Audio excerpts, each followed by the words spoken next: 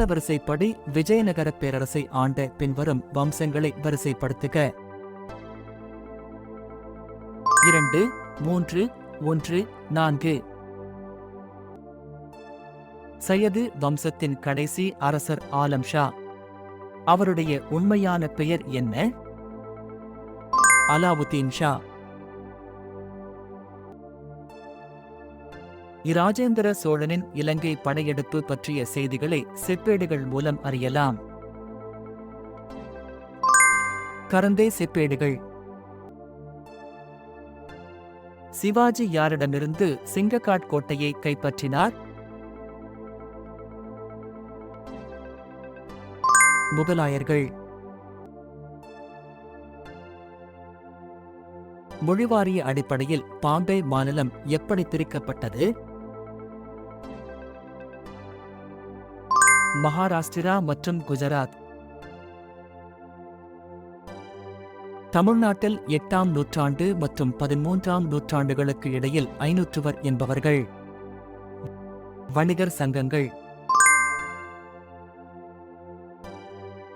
பொறுத்துக்க.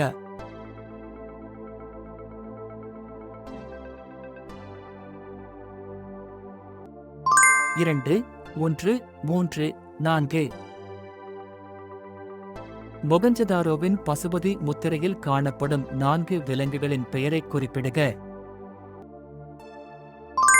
யானை, புலி, காண்டாமிருகம், எருமை. இந்திய அரசியலமைப்பின் எந்த பகுதி குடியுரிமை பற்றி கூறுகிறது? பகுதி 2. விரைவு நீதிமன்றங்கள் பரிந்துரையின் பேரில் ஏற்படுத்தப்பட்டிருக்கிறது. 11வது நிதி ஆணையம்.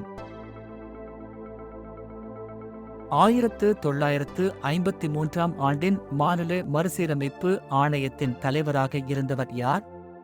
பசல் அவி. பட்டியல் I அரசியல் சாசன விதி. பட்டியல் 2 உடன் ஆளுநர் சார்ந்த ஒப்பிடுக.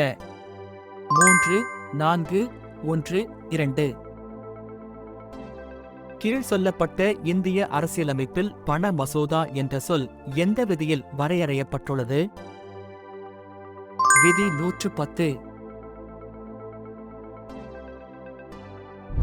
எந்த சட்ட திருத்தங்களின்படி சேர்க்கப்பட்டுள்ளன?